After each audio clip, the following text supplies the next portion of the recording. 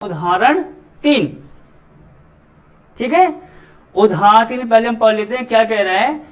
कह रहा मान लीजिए कि L किसी समतल में स्थित समरेखाओं का एक समुच्चय है। जैसे कि पहले आपको मैंने बताया था, हमें दे रखा था सर्वांगसम कि त्रिभुजों का समुच्चय है, और वो हमें क्या दे रखा है कि वो आपस में सर्वांगसम है, दो त्रिभुज। ठीक है, यहां पर इसने क्या कह दिया कि एक L कोई समतल है, समरेखाओं का एक समुच्चय जो कि हमें दे रखा है। उसमें संबंध क्या दे रखा है? L1, L2।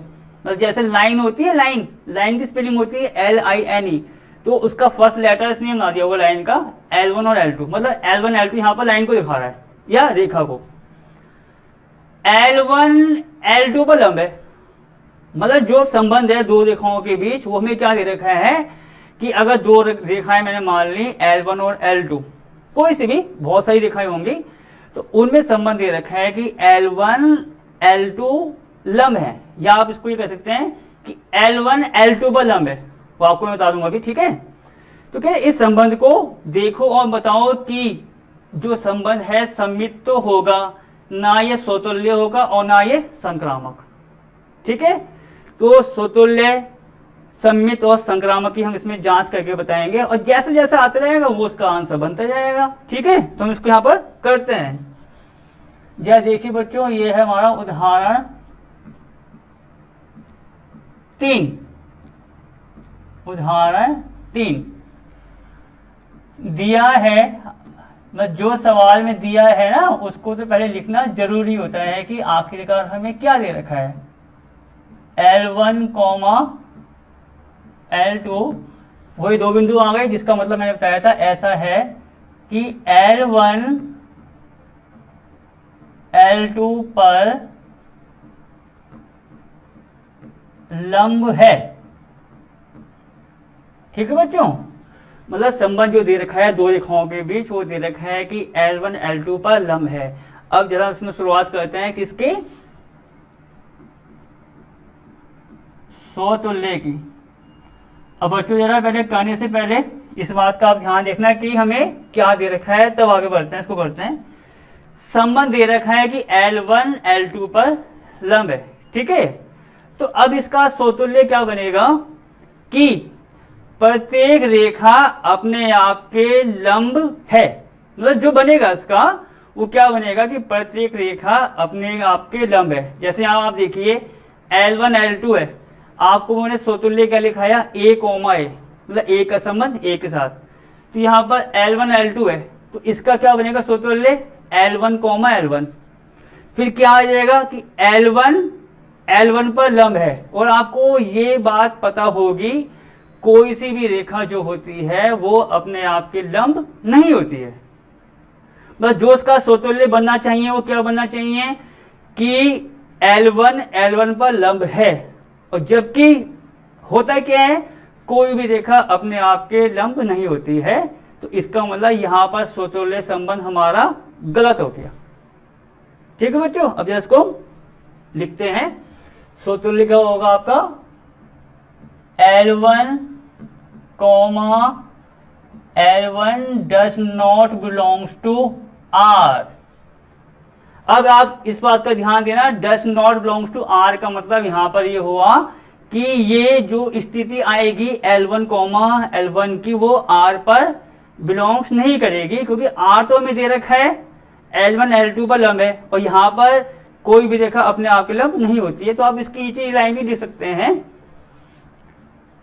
कोई भी रेखा। ठीक है बच्चों, कोई भी रेखा अपने आप पर, आप ऐसा लिख सकते हैं, लंब नहीं होती है। बस ये बच्चों, ये स्वतुल्य यहां पर खत्म हो जाता है कि कोई भी रेखा अपने आप पर लंब नहीं होती है। तो उसका मतलब संबंध जो था लंब का वो हमारा गलत हो गया, और जैसे गलत होगा तो स्वतुल्य हमारे यहाँ पर सिद्ध नहीं हो पाएगा। इसका मतलब स्वतुल्य संबंध यहाँ पर नहीं है। आगे बढ़ते हैं। सममित, अब बच्चों पहले सममित इसका देखते हैं कि क्या बनेगा। यदि कोई रेखा दूसरी रेखा पर लंब है तो सममित के लिए वो दूसरी रेखा पहली रेखा पर लंब होनी चाहिए। अब आप इसको देखो थोड़ा सा एक उदाहरण के तौर पर दे सकते हैं। मान लीजिए ये रेखा L1 है, ठीक है बच्चों, और ये रेखा मैंने क्या मान ली L2। अगर मैं आपसे ये कह रहा हूं कि L1 जो है L2 के लंबवत है, आप जरा इसको ऐसे देखिए, ये हमारा हो गया L2 और ये हो गया L1, तो L1 L2 के लंबवत है। तो क्या फिगर से L2 L1 के नहीं आ रहा है लंबवत? आ रहा है।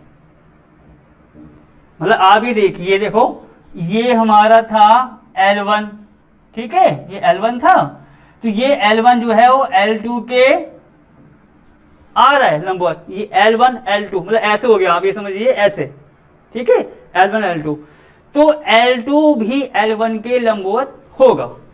तो इसका मतलब ये हुआ कि अगर एक रेखा दूसरे के लंबवत है तो दूसरी भी पहले के लंबवत होगी। तो यहां पर सममित हमारा सिद्ध हो जाएगा। तो हम इसको ऐसा लिखेंगे, यदि L1, L2 belongs to R, तो बच्चों मैंने क्या बताया, L2, L1 भी बिलोंग्स करेगा R के अंदर। आप इसी बात को ऐसा भी लिख के बता सकते हैं, यदि L1 L2 पर लंब है तो L2 L1 पर लंब होगा।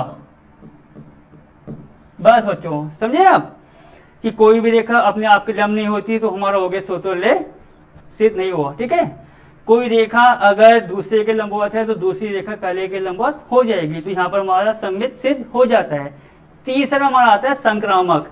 अगर इसका संक्रामक क्या बनेगा, एक रेखा दूसरे के लंबवत है, दूसरी रेखा आपके तीसरे के लंबवत है, तो हमें ये जांचना है कि पहली रेखा तीसरे के क्या आएगी, लंबवत आएगी या नहीं आएगी। पहले उसको जरा जांचेंगे यहां पर एक उदाहरण के तौर पर, ठीक है, फिर इसको हम लिख के बताएंगे। यहां देखिए बच्चों, L1 L2 पर लंब है, जैसा आप इसको ऐसा मान लीजिए, ऐसा हो गया बच्चों। ये देखिए L1 L2 पर लंब है, जैसा आपको मैंने बताया ऊपर, मतलब L1 L2 पर लंब हो गया। L2 को हमें लेना है L3 पर लंब, ठीक है बच्चों, L2 को लेना है हमें तीसरी लाइन के लंब। तो देखो तीसरी लाइन आप ध्यान देंगे तो तीसरी लाइन मुझे ऐसे ही माननी पड़ेगी। अब आप देखिए L1 L2 पर लंब है, ठीक है, आप देख सकते हैं L2 L3 पर लंब है, तो संक्रामक के हिसाब से L1 L3 पर लंब होनी चाहिए। अगर होती है तो संक्रामक हो जाएगा, नहीं होती है तो नहीं होगा। फिगर में आप ध्यान से देखिए, L1 L3 के लंबवत नहीं आ रही है, ये आ रही है समांतर, और जबकि संबंध के अनुसार क्या आना चाहिए था, लंबवत। तो हम क्या बोलेंगे कि अगर L1 L2 के लंबवत है, L2 L3 के है, तो L1 L3 लंबवत नहीं होंगे, समांतर होंगे, अतः संबंध हमारा संक्रामक नहीं होगा। तो हम इसको ऐसे लिख दें, यदि L1, L2 belongs to R, ठीक है बच्चों। दूसरा क्या, L2 L3 belongs to R, तो फिर मैंने आपको क्या बताया, L1 L3 does not belongs to R, जैसा आपको मैंने फिगर में यहां पर बता दिया है कि दो रेखाएं अगर एक दूसरे के लंबवत है, दूसरी तीसरी के है, तो पहली तीसरी लंबवत नहीं आएगी, वो हमारी समांतर आ जाएगी। तो आप इस बात को यहां से फिगर से भी दिखा देंगे तो सब कुछ सवाल के अंदर शामिल हो जाएगा। तो बच्चों इस प्रकार हमारा उदाहरण 3 आपका खत्म होता है। तो आपसे मैं बस यही कहूंगा, जितने भी उदाहरण हम करा रहे हैं आपको, उदाहरण एक्सरसाइज अच्छे से अच्छे बताने की कोशिश करेंगे, बस आपको उसकी प्रैक्टिस करनी है। ठीक है बच्चों, आगे बढ़ते हैं, आगे क्या है देखते हैं। देखिए बच्चों, उदाहरण 4 हमें क्या दे रखा है, सिद्ध कीजिए कि समुच्चय 1 2 3 में, मतलब एक हमें समुच्चय दे रखा है, उसके अवयव हमें क्या दे रखे हैं, 1 2 और 3। ठीक है, में संबंध क्या है, 1,1 2,2 3,3 1,2 और 2,3। मतलब ये समझिए कि एक समुच्चय था 1 2 3 का, उसमें हमें संबंध क्या दे रखे हैं, जो यहां पर दिए हैं। ठीक है, तो अब ये कह रहे हैं कि द्वारा प्रदत्त संबंध स्वतुल्य है, परंतु ना तो सम्मित है और ना संक्रामक। मतलब देखा जाए तो बहुत बहुत आसान सवाल इसमें हमसे पूछा गया है। एक समुच्चय दे रखा है, संबंध दे रखा है और उसकी हमें जांच करनी है। आप मतलब सब कुछ आपको दे रखा है, बस आपको वो स्वतुल्य सम्मित संक्रामक लिखना है, यहां से दे देख के उसको करते जाओ। बहुत आसान सवाल है, देखिए जरा हल। तो बच्चों सबसे पहले हम जरा देखते हैं स्वतुल्य को। ठीक है, कि हमारा स्वतुल्य कैसा होगा। स्वतुल्य के बारे में आपको मैंने परिभाषा लगाई, सब कुछ बताया, सवालों पर अप्लाई कैसे करना है वो सब कुछ बताया। अब वही चीज बस अब आप लगाते जाइए। स्वतुल्य क्या होता है कि जो हमें अवयव दे रखे हैं तो संबंध अपने का अपने साथ होना चाहिए। जैसे कि हमें 1 2 3 दे रखा है समुच्चय, संबंध में 1,1 भी आ रहा है, 2,2 भी आ रहा है, 3,3 भी आ रहा है। मतलब अवयव का अपने साथ संबंध इसमें आ रहा है। जैसे कि A, ठीक है, B, या C, मतलब अपने का अपने साथ, तो उसको हम क्या कहते हैं, स्वतुल्य संबंध। तो हमारा R के अंदर आ रहा है तो संबंध स्वतुल्य हो जाएगा। तो बस आपको ऐसा लिखना है कि 1,1 2,2 3,3 बिलोंग्स टू R। बस, क्योंकि अपने का अपने साथ संबंध 1 1 2 2 3 3 R के अंदर आ रहे हैं तो हमारा संबंध स्वतुल्य होगा। तो आप यहां पे लिख दीजिए स्वतुल्य संबंध होगा। ठीक है बच्चों, अब जरा आगे बढ़ते हैं, सम्मित पर आइए। सम्मित के बारे में हमने आपको बताया था, अगर A का संबंध B के साथ है तो B का संबंध A के साथ होना चाहिए। ठीक है, जैसे हम ये कहते हैं कि A, B belongs to R, तो सम्मित के लिए क्या बताया था, B, A belongs to R, जो हमारा होना चाहिए। यहां देखते हैं, अगर 1, 2 R के अंदर है, यहां देखिए, ध्यान देना इस बात पे जरा, 1, 2 R के अंदर है तो सम्मित के लिए 2,1 भी R के अंदर होना चाहिए। आप यहां ध्यान से देखिए, R में 2,1 हमारा नहीं आ रहा है। देखिए कहां है बताइए, ये 1 1 है, ये 2 2 है, ये 3 3 है, इसकी तो बात कर रहे हैं 2 3। और जबकि सम्मित के लिए क्या आना चाहिए था, 2,1। और भी आप दे सकते हैं, जैसे 2,3 है और मैं इसको लेके चलता हूं तो सम्मित के लिए 3,2 आना चाहिए था, जो यहां पर नहीं आ रहा है। इसका मतलब क्या हुआ कि इस संबंध में सम्मित संबंध हमारा नहीं होगा। ठीक है बच्चों, तो उसको आप ऐसे लिख सकते हैं, सम्मित में हम ऐसा कर सकते हैं, देखिए ठीक है, कि 1, 2 अगर बिलोंग्स करता है R पर तो 2,1 बिलोंग्स नहीं कर रहा है R पर, जैसा आपको यहां पर दे रखा है। एक और आप दे सकते हैं कि अगर 2,3 बिलोंग्स करता है R पर तो 3,2 बिलोंग्स नहीं कर रहा है R पर, वो आप दे सकते हैं। R की जो कंडीशन दे रखी है, तो सम्मित संबंध नहीं होगा। ठीक है, सम्मित संबंध नहीं होगा, मतलब जो संबंध है अगर वो होता है तो वहां पर लिख दिया कि वो संबंध होगा, नहीं होता है तो नहीं होगा, बस इतनी सी बात आपको करनी है। आइए तीसरा क्या होता है, संक्रामक।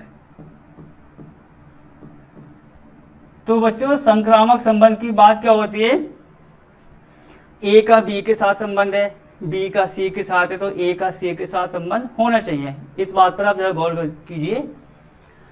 अगर a,2 आर के अंदर है, ठीक है बच्चों, 2,3 भी आर के अंदर है, तो संक्रामक के लिए 1,3 भी आर के अंदर होना चाहिए। मैं आपको चाहो तो यहां पर भी बता सकता हूं, देखो एक एग्जांपल के तौर पर, जैसे a,2 था, 2,3, तो मैं आपको इसको ऐसे भी कर सकता हूं। देखो एक को मैंने मान लिया a, 2 को मैंने मान लिया b, ये तो b है, इसको मान लिया c।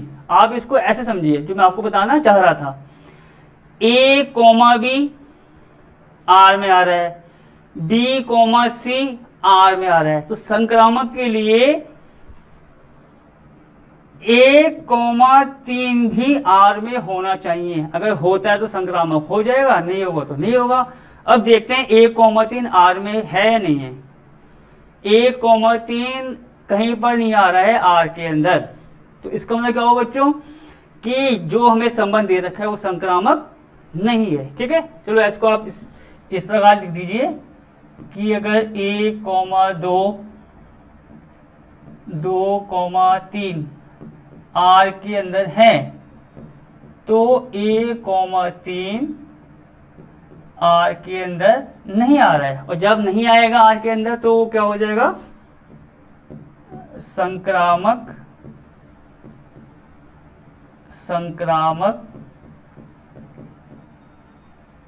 संबंध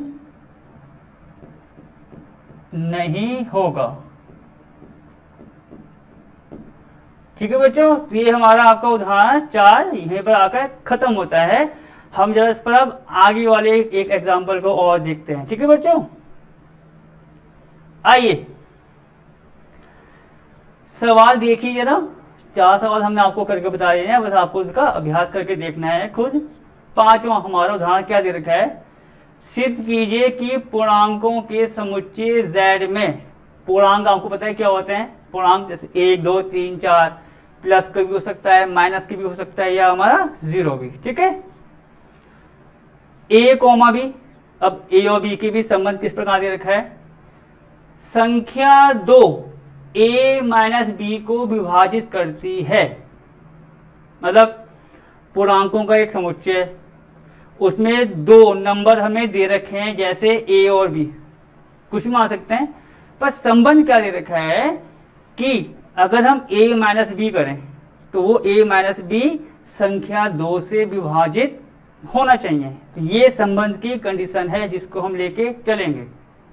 ठीक है बच्चों, संबंध क्या है, a माइनस बी निकालें तो a माइनस बी किससे डिवाइड होना चाहिए या किससे होना चाहिए, विभाजित 2 से। अब हम इसको करके बताते हैं आपको, देखो पहले। ठीक है, तो ये हमारा हल हो जाएगा।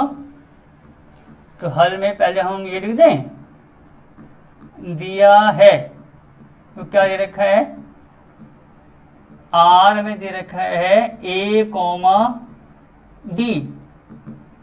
ठीक है बच्चों, और ऐसा है कि संख्या 2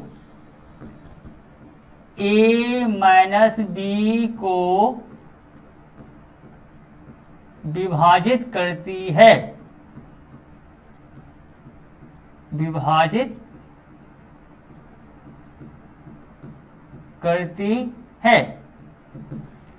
संख्या 2 a माइनस बी को विभाजित करती है, ये हमें इसमें संबंध दे रखा है। ठीक है बच्चों, अब जरा हाँ जी शुरुआत करते हैं समतुल्य से।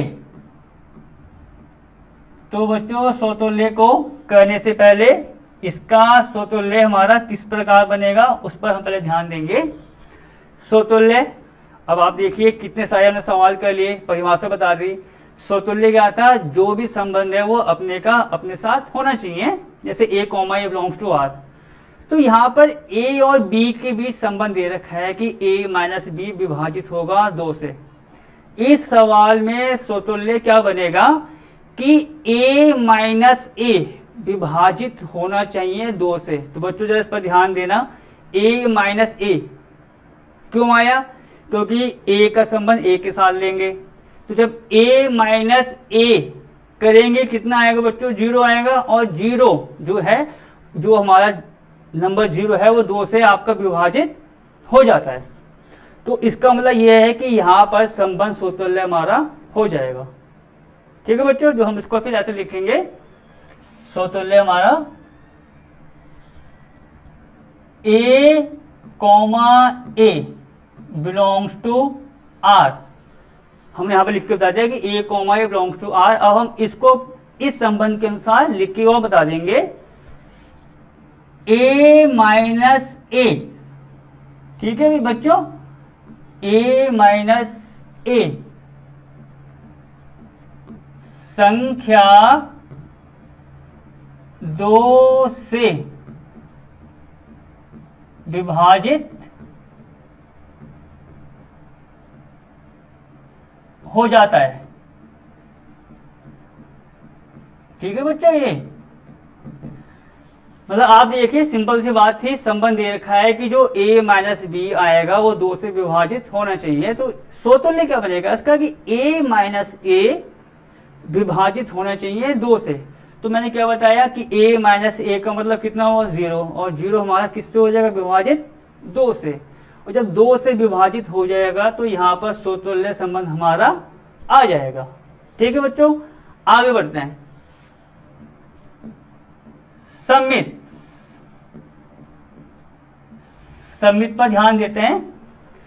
सममित जो आपको बताया था कि अगर a का संबंध b के साथ है तो b का संबंध a के साथ हमारा होना चाहिए। इस सवाल के अनुसार सममित क्या बनेगा, यदि संख्या 2 a माइनस बी को विभाजित करती है, इस बात पर ध्यान देना बच्चों, यदि संख्या 2 a माइनस बी को विभाजित करती है तो संख्या 2 b माइनस ए को भी विभाजित करेगी, क्योंकि a कॉमा बी आर में होता है तो b कॉमा ए आर में होना चाहिए। सवाल के अनुसार क्या होगा, अगर 2 a माइनस बी को विभाजित करता है तो 2 हमारा b माइनस ए को भी विभाजित करेगा। तो आप इसको इस प्रकार लिख सकते हैं कि a कॉमा बी अगर बिलोंग्स करेगा r पर तो b comma A belongs to r हो जाएगा। ठीक है बच्चों, इसी बात को आप यहाँ पर लिख के भी बता सकते हैं, तो सवाल को और अच्छा कर देता है कि और ढंग से वो चीज यहाँ पर सामने आ जाती है। तो आप ये लिखिए a माइनस बी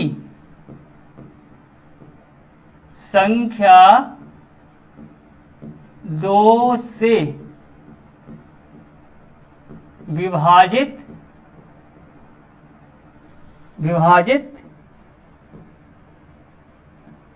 या आप इसको इस प्रकार लिख दीजिए, विभाजित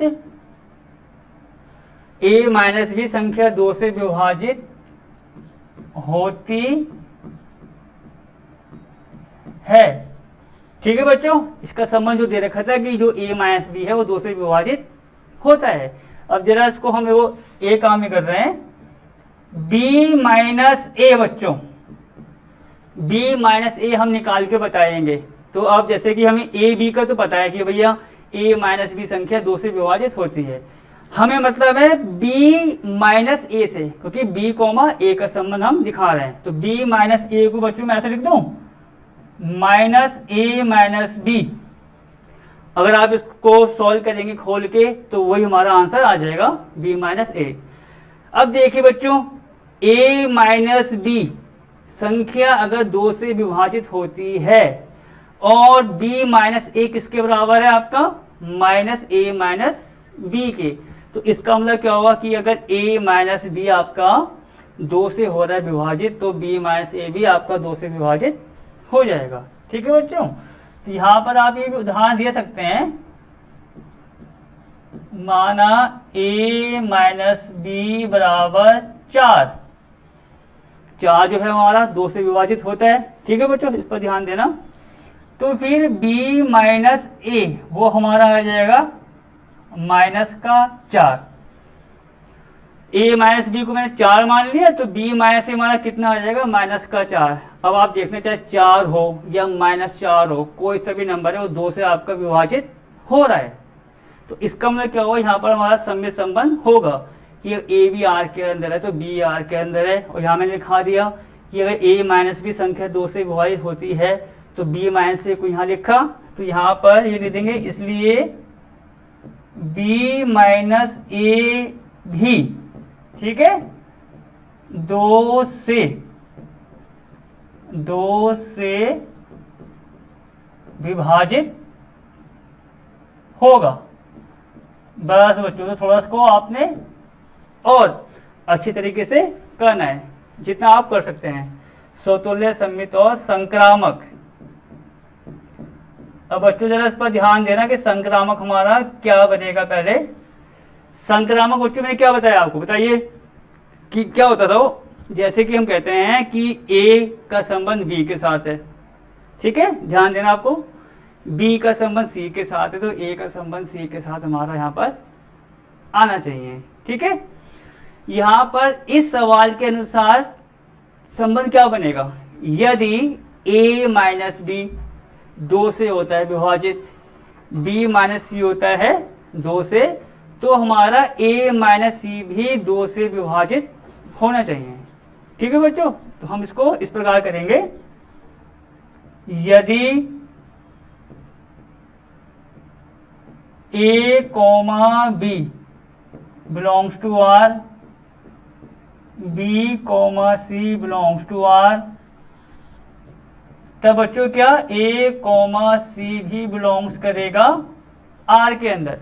हम इसी बात को दूसरे तरीके से भी करके बताएंगे। ठीक है, यहां देखिए बच्चों, a माइनस सी नंबर है, और मैं देखिए a माइनस सी को किस प्रकार यहां पर लिखने वाला हूं, a माइनस सी बराबर a minus B plus B minus C. हमने यहाँ पर क्या किया, जो a माइनस सी था उसमें प्लस b कर दिया और माइनस b कर दिया। ठीक है बच्चों, अब उसके बाद क्या, a माइनस बी हमने कर दिया अलग और b माइनस सी हमने कर दिया अलग। अब जरा आप ध्यान से देखना, यदि a माइनस बी, आप जरा इसको देखिए, a माइनस बी और b माइनस सी को, यदि a माइनस बी 2 से विभाजित होता है, ठीक है, b माइनस सी भी 2 से विभाजित होता है, तो दोनों का अगर हम टोटल करें या सम करें वो भी किससे होगा विभाजित, 2 से। आप इसका भी एक उदाहरण यहाँ पर दे सकते हैं। ये देखिए, अगर मैं a माइनस बी मानता हूं 4 जो 2 से विभाजित होता है, ठीक है, b माइनस सी मैंने मान लिया 6, एक एग्जाम्पल के तौर पर आप कुछ भी दे सकते हैं। तो a minus B plus B minus C करने पर कितना आएगा बच्चों, यहाँ पर ये हमारा आ जाएगा जोड़ने पर 10। तो 10 भी किससे हो रहा है विभाजित, 2 से। तो इसका मतलब इस संबंध में संक्रामक भी हमारा संबंध पूरा हो जाएगा। तो बच्चों ये हमारा सवाल 5वां था, संबंध को दिखाना था हमारा एक तुल्यता संबंध। और तुल्यता संबंध में आपको हमने बताया था अभी अभी तीनों संबंध एक साथ आते हैं, स्वतुल्य, सम्मित और संक्रामक। यहाँ आपका देखिए स्वतुल्य भी आ गया, सम्मित भी और संक्रामक। तो हम आखिरी में ये लाइन और लिख देते हैं, अतः संबंध तुल्यता संबंध होगा। ठीक है बच्चों, ये हमारा खत्म हो गया सवाल 5वां, तुल्यता संबंध हमारा है। ठीक है बच्चों, पहले हम उदाहरण 6 की तरफ जाते हैं। ये देखिए, ये हमारा उदाहरण नंबर 6 है। पहले हम उदाहरण नंबर 6 को पढ़ेंगे और उसके बाद देखेंगे कि इसमें हमें क्या दे रखा है और क्या हमें इसमें सिद्ध करना होगा। ठीक है, आइए सवाल कह रहा है, मान लीजिए कि समुच्चय ए में, मतलब एक हमें समुच्चय दे रखा है, जैसा आप देख सकते हैं 1 2 3 4 5 6 7, मतलब समुच्चय में दे रखा है। में संबंध ए कॉमा बी, जैसे मैंने आपको बताया था वो तो आना ही है। इस प्रकार है कि ए तथा बी दोनों ही या तो विषम है या सम है। मतलब हमें अब जो संबंध दे रखा है वो इस प्रकार दे रखा है कि ए और बी या तो दोनों सम है या दोनों हमारे विषम है। देखिए आप इसको एक बार दे सकते हैं, ए और बी दोनों ही या तो विषम है या सम है। मतलब जो हमें इसमें संबंध दे रखा है वो ऐसा दे रखा है कि ए और बी या तो सम है या विषम है। अब आप इस बात का ध्यान दीजिए, अगर ए और बी सम है तो सम में हमारा क्या क्या आ सकता है, इस समुच्चय के अनुसार 2 या 4, 4 या 6। अगर ए और बी हमारे विषम है तो क्या क्या आ सकता है आपका, 1, 3, 3, 5 या 5 और 7, वो एक जैसे हैं। मतलब ए अगर सम है तो बी विषम है, ए विषम है तो बी भी। ठीक है, अब आगे देखते हैं। परिभाषित एक संबंध है और कह रहे सिद्ध कीजिए कि आर एक तुल्यता संबंध हमारा होगा। अब बच्चों अगर आर हमें तुल्यता संबंध दिखाना है तो जैसा मैंने आपको अभी उदाहरण जो कराए थे उसके अनुसार हम क्या करेंगे, स्वतुल्य चेक करेंगे, सम्मित और संक्रामक, उसके बाद सवाल हमारा खत्म हो जाएगा। पर उसमें इस सवाल में एक बात और दे रखी है, जरा इस पर हम आते हैं। साथ ही सिद्ध कीजिए कि उप समुच्चय 1, 3, 5, 7 के सभी अवयव एक दूसरे से संबंधित हैं। 1, 3, 5, 7 के सभी अवयव एक दूसरे से संबंधित हैं। संबंधित किस प्रकार है वो हमें संबंध के अनुसार मालूम पड़ जाएगा। ठीक है, 2, 4, 6 के भी सारे अवयव एक दूसरे से संबंधित हैं। पर ये कह रहा है जब 1, 3, 5, 7 का संबंध अगर हम 2, 4, 6 के साथ लेंगे तो वो संबंध हमारा सत्यापित नहीं होगा। ठीक है बच्चों, पर वो तो बात की बात है, दूसरा बात जो हम करेंगे। सबसे पहले हम आते हैं इसके फर्स्ट पार्ट की तरफ जो हमें दिखाना है तुल्यता संबंध। आइए बच्चों देखते हैं। ठीक है, सबसे पहले आपको पता है तुल्यता संबंध दिखाने के लिए हमें क्या दिखाना पड़ेगा, पहले स्वतुल्य, सम्मित और संक्रामक। तो हम यहां पर करेंगे स्वतुल्य। बच्चों स्वतुल्य क्या बताया था मैंने आपको कि ए का संबंध ए के साथ, बी का संबंध बी के साथ या सी का सी के साथ होना चाहिए। मतलब अवयव का अपने से साथ संबंध होना चाहिए, वो हमारा क्या होता है स्वतुल्य संबंध। तो इस संबंध के सवाल में जो हमें दे रखा है कि ए और बी दोनों ही या तो विषम है या हमारे सम है, तो इसका स्वतुल्य क्या बनेगा कि ए और ए या तो हमारा सम है या विषम है। अब देखिए जरा, अगर मैंने ए को मान लिया 2 तो ये 2 और 2 हमारा हो जाएगा सम। जैसे सम होगा तो ये बात हमारी सही हो गई। ठीक बच्चों, अगर मैंने ले लिया ए को विषम, मतलब 1 ले लिया तो हो जाएगा 1,1, तो 1 भी हमारा क्या हो गया विषम। तो यहां से विषम की बात पूरी क्लियर हो जाएगी। मतलब यहां संबंध जो था वो था ए का बी के साथ कि ए और बी या तो सम है या विषम है। स्वतुल्य के लिए क्या होगा कि ए कॉमा ए जो है, मतलब ए हमारा अगर सम है तो ए भी सम होगा, अगर विषम है तो विषम होगा। यहां पर स्वतुल्य हम इसको इस प्रकार लिख देंगे कि A comma A belongs to R. जैसा मैंने आपको बताया है, अगर मैं ए को लेता हूं 2 तो ये हो जाएगा 2,2, तो 2 और 2 हमको पता है सम संख्या है, वो हमारा आ जाएगी, क्योंकि या तो सम होना चाहिए या विषम होना चाहिए। तो 2,2 के अनुसार हमारा सम आ जाएगा। अगर मैं लेता हूं ए को विषम, जैसे मैंने मान लिया 1, तो 1,1, ठीक है, 1 हमारी संख्या कैसी है विषम, तो यहां पर विषम वाला पार्ट आ जाएगा इसका। ठीक है बच्चों, अगर सम है तो सम आ जाएगा, विषम है तो विषम आ जाएगा। तो यहाँ पर A comma A belongs to R हमारा यहाँ पर हो जाएगा। तो यहाँ पर हम ये लिख देंगे यदि ए सम है तो ए भी सम होगा। देखो वही बात आ गई ना कि अगर ए सम है तो ए भी सम होगा, 2,2, जैसे यहाँ पर सवाल के अनुसार कह रहा है कि अगर ए आपका सम है तो बी भी सम होगा, ए विषम है तो बी भी विषम होगा। तो यहाँ से अगर ए सम है तो ए भी सम होगा, मतलब ये वाला ए है तो एक जैसे, पर मैंने लिखा दिया उसको आसानी के लिए कि यदि ए सम है तो ए भी सम होगा। ठीक है, अब आते हैं समित पर। और हाँ बच्चों, जरा इसमें आप एक लाइन और जोड़ सकते हैं, ये सम की बात आ गई थी, और यहां पर आप चाहो तो ये लिख दीजिए कि यदि ए विषम है, ठीक है, विषम है तो ए भी विषम होगा, विषम होगा, मतलब अगर सम है तो सम होगा और विषम है तो विषम होगा। ठीक है, हम आते हैं आगे समित की तरफ। समित हमारा क्या होता है? समित होता है अगर ए का संबंध बी के साथ है तो बी का संबंध ए के साथ होना चाहिए। तो यहां पर हम क्या लिखेंगे, यदि ए कॉमा बी बिलोंग्स करता है आर की तरफ, तब B comma A belongs to R हमारा हो जाएगा। देखिए कैसे, ए कॉमा बी बिलोंग्स करता है आर की तरफ, इसका मतलब हमें संबंध में क्या दे रखा है कि ए और बी दोनों या तो सम है या दोनों विषम है। अब मेरी बात सुनो बच्चों जरा, अगर ए और बी मैं लेता हूं सम संख्या, तो बी कॉमा ए भी कैसी संख्या आएगी? सम संख्या। अगर मैं ए और बी को लेता हूं विषम संख्या, तो बी कॉमा ए भी क्या आएगी? एक विषम संख्या।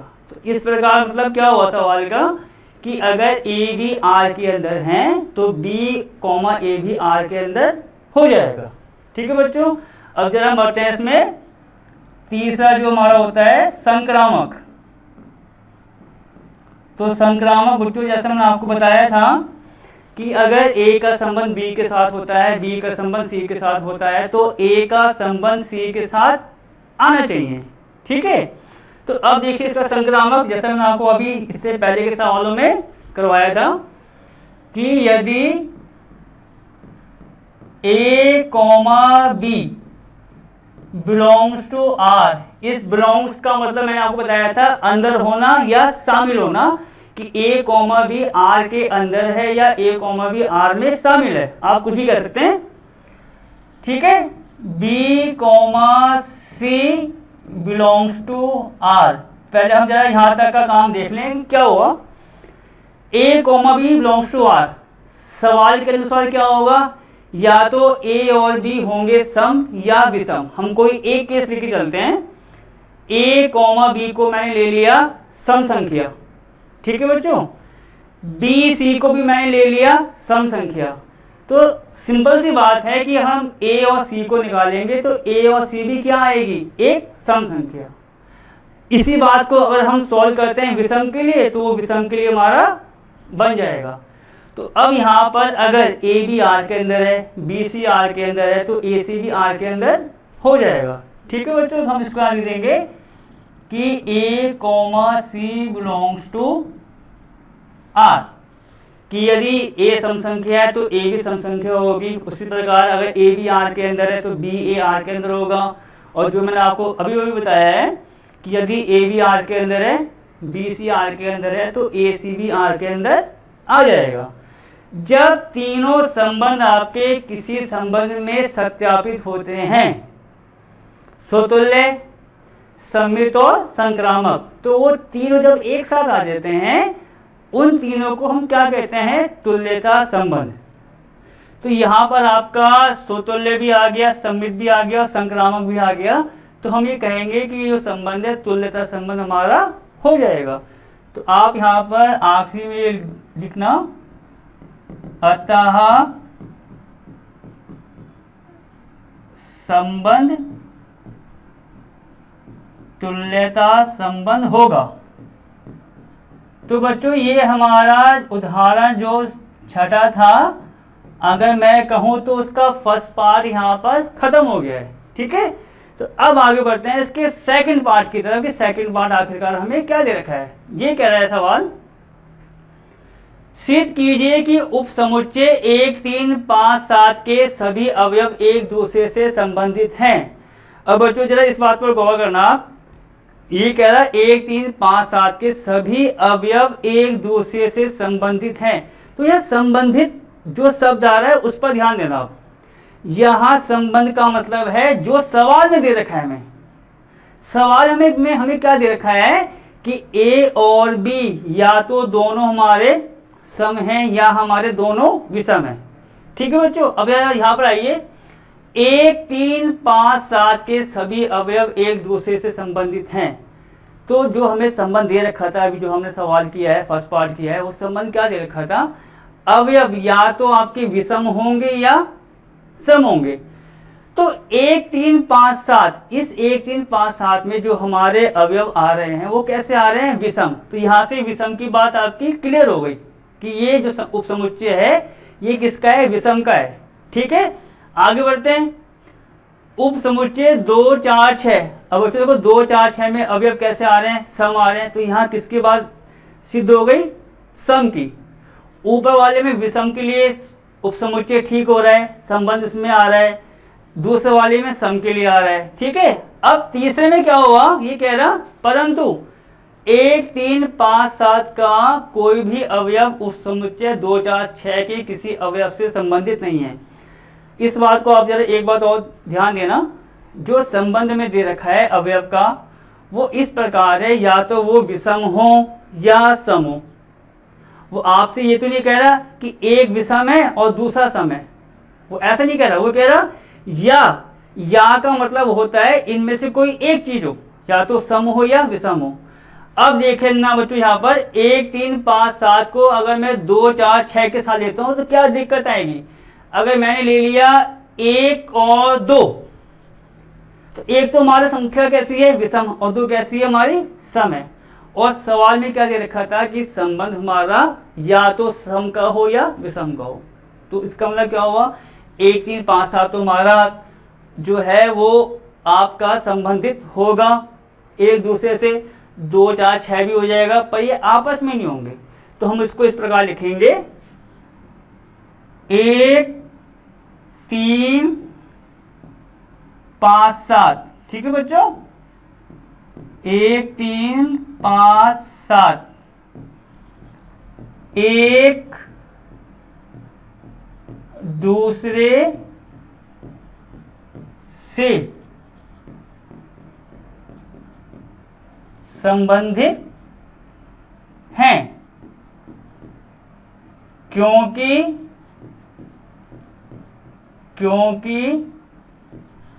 अवयव विषम संख्या है। ठीक है बच्चों, विषम संख्या है।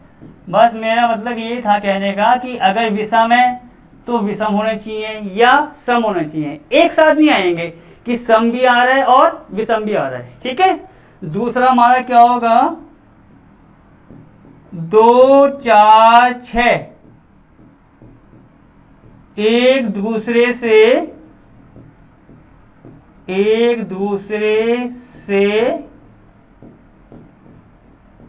संबंधित हैं। ठीक है, क्योंकि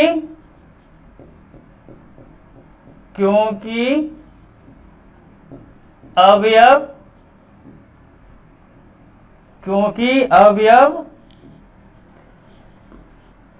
जो है सम आ रहे हैं। ठीक है,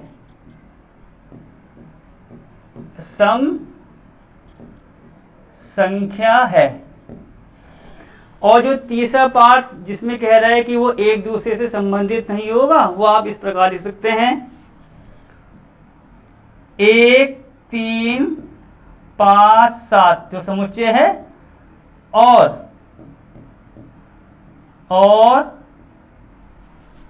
2 4 6 का जो समुच्चय है एक दूसरे से संबंधित नहीं होगा। ठीक है, संबंधित